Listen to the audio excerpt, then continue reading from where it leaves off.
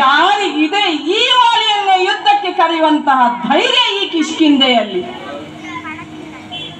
ಆದರೂ ಇಂದು ವಾಲಿ ಯುದ್ಧಕ್ಕೆ ಬಾ ಅಂತ ಕರೆಯುತ್ತಿದ್ದಾನೆ ಅಂತಾದರೆ, ಅಂದರೆ ಈ ವಾಲಿಯನ್ನ ಯುದ್ಧಕ್ಕೆ ಕರೆದು ಮರಳಿ ಹಿಂತಿರುಗಿ ಹೋದವರಿದ್ದಾರೆಯೇ ಈ ಕಿಷ್ಕಿಂಧೆಯಲ್ಲಿ? ಹಾಗಾದರೆ ಯಾರಿರಬಹುದು? ಹೋ ಹೋ ಹೋ ಹೋ, ಕೇಳಿದ ಧ್ವನಿ ಸುಗ್ರೀವನದ್ದು. ಯಾವ ಪುರುಷಾರ್ಥಕ್ಕೆ ಅಣ್ಣನನ್ನು ಈ ರೀತಿ ಕರೆಯುತ್ತಿದ್ದಾನೋ ಗೊತ್ತಿಲ್ಲ. ಯಾಕಂದರೆ ಅಗಣಿತ ಪರಾಕ್ರಮಿ ವಾಲಿ. ವಾಲಿಯ ಪರಾಕ್ರಮದ ಗಣಿತ ಮಾಡಿದವರಿದ್ದಾರೆಯೇ? ಯಾಕಂದರೆ ಯಾರಿಗೂ ಆಗದಿದ್ದಂತಹ ಸಮುದ್ರ ಮಥನವನ್ನು ಒಬ್ಬಾಕೆ ಹೆಣ್ಣು ಮಗಳು ಮೊಸರು ಕಡದಂತೆ ಮಾಡಿ ಒಗಿಸಿದವನಿದ್ದೇನೆ ಈ ವಾಲಿ. ಅಂದರೆ 66 ಕೋಟಿ ರಾಕ್ಷಸರಿಗೂ 33 ಕೋಟಿ ದೇವತೆಗಳಿಗೂ ಆಗದೇ ಇದ್ದಂತಹ ಸಮುದ್ರ ಮಥನ, ಇದನ್ನ ನಿಭಾಯಿಸಿದವನು ವಾಲಿ. ಅಂದರೆ ನನ್ನ ಉಭಯ ಬಾಹುಗಳಲ್ಲಿ 99 ಕೋಟಿಗೂ ಮಿಕ್ಕಿದ ಬಾಹುಬಲ ಇದೆ. ಅಹಂಕಾರದಿಂದ ಹೇಳುತ್ತಿಲ್ಲ ಈ ವಾಲಿ, ಅಭಿಮಾನದಿಂದ ಹೇಳುತ್ತಾ ಇದ್ದೇನೆ. ಆವಾಗ ಹುಟ್ಟಿಕೊಂಡದ್ದು ಈ ತಾರೆ. ಸಮುದ್ರ ಮಥನ ಕಾಲದಲ್ಲಿ ಹುಟ್ಟಿಕೊಂಡಂತಹ ಮುದ್ದು ಮುದ್ದಾದ ಹೆಣ್ಣು ಮಗುವನ್ನ ಕಂಡು ಆಕೆ ಹಿಂದೆ ಹೋದದಲ್ಲ ಈ ವಾಲಿ. ಬದಲಾಗಿ ತಮ್ಮ ಸುಗ್ರೀವನನ್ನ ಕರೆದು, ತಮ್ಮ ಇದೋ ನಿನ್ನ ಅತ್ತಿಗೆಯನ್ನು ಕರೆದುಕೊಂಡು ಊರಿಗೆ ಹೋಗು, ನಾನು ಹಿಡಿದಂತಹ ಕೆಲಸವನ್ನ ಪೂರೈಸಿ ಆಮೇಲೆ ಮರಳಿ ಊರಿಗೆ ಬರುತ್ತೇನೆ. ಹೀಗಾಗಿ ಅಂಗದ ಒಬ್ಬನೇ ಧರ್ಮಪುತ್ರ. ನಾನು ಸತ್ತ ಮೇಲೆ ನನ್ನ ಕಾಷ್ಟಕ್ಕೆ ಬೆಂಕಿ ಇಡಲು ಒಬ್ಬನೇ ಒಬ್ಬ ಧರ್ಮಪುತ್ರನಲ್ಲದೆ 10 ಮಂದಿ ಮಕ್ಕಳಿಲ್ಲ ವಾಲಿಗೆ. ಅಂಗದ ಒಬ್ಬನೇ ಧರ್ಮಪುತ್ರ. ಮಂಗಗಳು ಬೇಡ, ಅಂಗದನಂತವರು ಬೇಕು.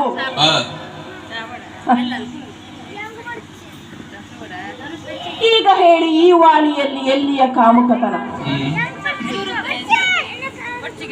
ವೃಕ್ಷರಜಸು ಎಂಬ ಕಪಿವೀರನಿಗೆ ನಾವಿಬ್ಬರು, ನಾನು ಹಾಗೂ ಸುಗ್ರೀವ ಏಕಕಾಲದಲ್ಲಿ ಈ ಪ್ರಪಂಚದ ಬೆಳಕನ್ನ ಕಂಡವರು. ನನ್ನಲ್ಲಿ ಅವನಿಗೆ ಗೌರವ ಮೂಡಿತು ಅನ್ನುವ ಕಾರಣಕ್ಕಾಗಿ ನಾನು ಅವನಿಗೆ ಅಣ್ಣ, ಅವನಲ್ಲಿ ನನಗೆ ವಾತ್ಸಲ್ಯ ಮೂಡಿತು ಅನ್ನುವ ಕಾರಣಕ್ಕಾಗಿ ಅವ ನನಗೆ ತಮ್ಮ. ಕಿಷ್ಕಿಯ ಕಾಲದಿಂದ ಹರಿಹಂಚಿ ಹೋಗಿದ್ದ ಕಪಿಸಂಕುಲ ತಂದೆಯವರು ನನಗೆ ರಾಜ್ಯದ ಅಧಿಕಾರವನ್ನ ನೀಡಿ ತಮ್ಮ ಸುಗ್ರೀವನಿಗೆ ಯುವರಾಜ್ಯ ಪಟ್ಟಾಭಿಷೇಕವನ್ನ ಮಾಡಿ ವಾನಪ್ರಸ್ಥಕ್ಕೆ ಹೋದರು. ಅನಾಗರಿಕರಿಗೆ ಆತ್ಮಸ್ಥೈರ್ಯವನ್ನ ನೀಡಿ ಒಂದು ಕುಟುಂಬ ಪದ್ಧತಿ ಇಷ್ಟನ್ನ ಮಾಡಿದವನಿದ್ದೇನೆ ಈ ವಾಲಿ. ಅಣ್ಣ ತಮ್ಮಂದಿರಿಬ್ಬರ ಈ ಸಾಹೋದರ್ಯ ಹೇಗಿತ್ತು? ಬಸಿರಿನಿಂದ ಉಸಿರಿನವರೆಗೂ ನಮ್ಮ ಸಾಹೋದರ್ಯ ಅಂದರೆ ಹಾಡಿನೊಂದಿಗೆ ಸಾಗುವ ಶ್ರುತಿಯಂತೆ ಇತ್ತು ನಮ್ಮಿಬ್ಬರ ಸಹೋದರ್ಯ. ಆದರೆ ಈಗ ಹೇಗಿದೆ ಪರಿಸ್ಥಿತಿ? ಅಣ್ಣ ತಮ್ಮಂದಿರ ಇಬ್ಬರೊಳಗೆ ದ್ವೇಷ.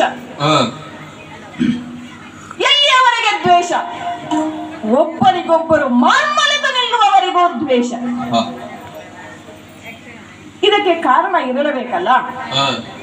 ಇದಕ್ಕೆ ಏನು ಕಾರಣ ಅಂದರೆ ಅವನ ಹೆಂಡತಿರುಮೆ ನನ್ನೊಂದಿಗಿರುವುದು. ಯಾಕಂದರೆ ನಾನು ಕಂಡಂತಹ ದೃಶ್ಯವದು. ಗುಹಾ ಪ್ರವೇಶ ಮಾಡಿ ಮರಳಿ ನನ್ನವರನ್ನೆಲ್ಲ ಕಾಣುವ ಆತರದಿಂದ ಓಡೋಡಿ ಕಿಷ್ಕಿಂಧೆಗೆ ಮರಳಿ ಬಂದಾಗ ನಾನು ಕಂಡದ್ದೇನು? ಅತ್ತಿಗೆ ಎಂದು ಪಾದ ಮುಟ್ಟಿ ನಮಸ್ಕರಿಸುತ್ತಿದ್ದಂತಹ ಸುಗ್ರೀವ ನನ್ನ ಹೆಂಡತಿ ತಾರೆಯ ಹೆಗಲ ಮೇಲೆ ಕೈ ಹಾಕಿದಂತಹ ದೃಶ್ಯ ನಾನು ಅವನ ಮೇಲಿಟ್ಟ ಆ ವಿಶ್ವಾಸ, ಗೌರವ, ಪ್ರೀತಿ ಅಂದೇ ನನ್ನನ್ನು ವಿಚಲಿತನನ್ನಾಗಿಸಿತು.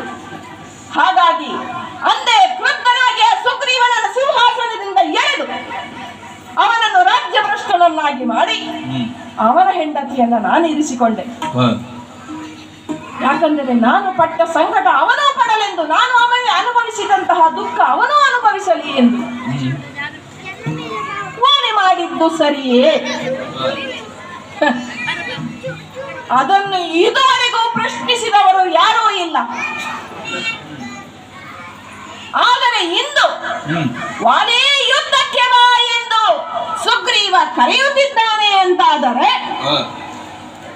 ಇಂದು ಅಗಣಿತ ಪರಾಕ್ರಮಿ ವಾಲಿಯಾದ ಸುಗ್ರೀವ ಆದನೆ ಅದನ್ನು ಕಾಣಲೇಬೇಕು ನನಗೆ.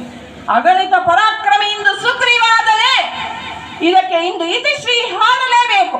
ಒಂದೋ ನಾನೋ ಇಲ್ಲವೋ ಸುಗ್ರೀವ, ಇಬ್ಬರು ಪ್ರಪಂಚದ ಬೆಳಕನ್ನ ಕಾಣುವಂತಹ ಸ್ಥಿತಿಯಲ್ಲಿಲ್ಲ. ಹೀಗಾಗಿ ಕಿಷ್ಕಿಂದೆ